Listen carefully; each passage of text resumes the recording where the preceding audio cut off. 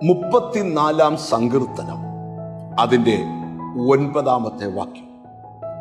യഹോവയുടെ വിശുദ്ധന്മാരെ അവനെ ഭയപ്പെടുവീൻ, അവന്റെ ഭക്തന്മാർക്ക് ഒന്നിനും മുട്ടില്ലല്ലോ.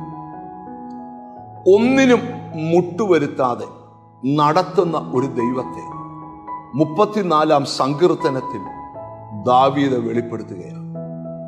ഈ മെസ്സേജ് കേൾക്കുമ്പോൾ ജീവിതത്തിൽ പലതിനും മുട്ടുവന്നിട്ട് എങ്ങനെ ജീവിക്കുമെന്ന് ജീവിത ഭാരത്താൽ ഭാരപ്പെടുന്നവരുണ്ട്. നിങ്ങളുള്ള ദൈവത്തിന്റെ ദൂത പലതിനും മുട്ടുവരാതെ നടത്തുവാൻ എൻ്റെ ദൈവം ശക്തനാണ്. താഴെ ദാവീദ് വിവരിക്കുന്ന ഒരു കാര്യം കൂടെ കേട്ടെ. അതിൻ്റെ 10 വാക്യം.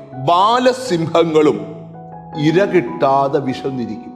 ഒരു കാടിനകത്ത് ബാലസിംഹം വരെ ഇരകിട്ടാതെ വിശന്നിരിക്കും. എന്നിട്ട് അടുത്ത കേട്ടെ. യഹോവയെ അന്വേഷിക്കുന്നവർക്കോ ഒരു നന്മയ്ക്കും കുറവില്ല. ദൈവത്തിന് സ്തോത്രം. കേട്ടോ, ഒരു കാടിനകത്ത് ബാലസിംഹം ഇരകിട്ടാതെ വിശന്നിരുന്നേക്കാം, പക്ഷെ ദൈവത്തെ അന്വേഷിക്കുന്നവർക്ക് സ്തോത്രം ഒരു നന്മയ്ക്കും കുറവില്ല. എന്താ ഇന്നത്തെ സന്ദേശം? ഒരു മുട്ടും വരാതെ നിന്നെ നടത്തുന്ന ഒരു ദൈവത്തെക്കുറിച്ച്. എത്ര പേർക്ക് ആഗ്രഹമുണ്ട്? ഒത്തിരി പ്രതിസന്ധികൾ അനുഭവിക്കുന്ന നിങ്ങളോടാ ദൂത്. ഒരു മുട്ടുമില്ലാതെ നിന്നെ നടത്താൻ കഴിയുന്ന ഒരു കർത്താവ്. 23 സങ്കീർത്തനം ദാവീദ് ചമയ്ക്കുമ്പോൾ ദാവീദ് പറയുക, എനിക്കൊരു ഇടയനുണ്ട്, അവൻ എന്നെ പച്ചയായ പുൽപ്പുറത്ത് കിടത്തും, സ്വസ്ഥതയുള്ള വെള്ളത്തിനരികിലേക്ക് നടത്തും, പ്രാണനെ തണുപ്പിക്കും, എനിക്കൊന്നിനും മുട്ടില്ലാതെ അവൻ നടത്തും. അപ്പോൾ മനസ്സിലാക്കേണ്ട ഒരു കാര്യം, നിങ്ങൾക്കൊരു ഇടയനുണ്ടെങ്കിൽ, നിങ്ങളെ നടത്തുന്നൊരു ദൈവമുണ്ടെങ്കിൽ, നിങ്ങൾക്കൊന്നിനും മുട്ടുവരാതെ വേണ്ടതെല്ലാം തക്ക സമയത്തും നിങ്ങൾക്ക് തന്നു നിങ്ങളെ നടത്തുവാൻ കഴിവുള്ള ഒരു ഇടയനുണ്ടെന്ന് ദാവീദ് തന്റെ സങ്കീർത്തനങ്ങളിലൂടെ വെളിപ്പെടുത്തുക.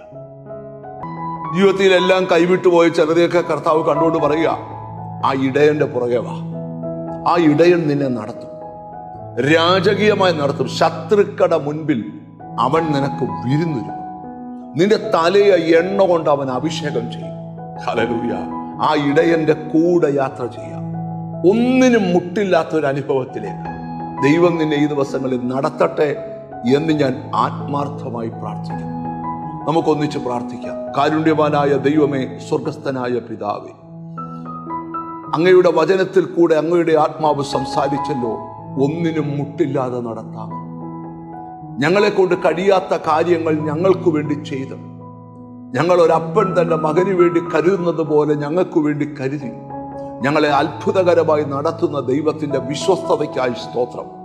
എന്നോട് ചേർന്ന് പ്രാർത്ഥിക്കുന്ന മക്കളെ നിന്റെ നാമം ചൊല്ലി പിതാവിന്റെയും പുത്രന്റെയും പരിശുദ്ധാത്മാവിന്റെ നാമത്തിൽ അനുഗ്രഹിച്ചു പ്രാർത്ഥിക്കുന്നു.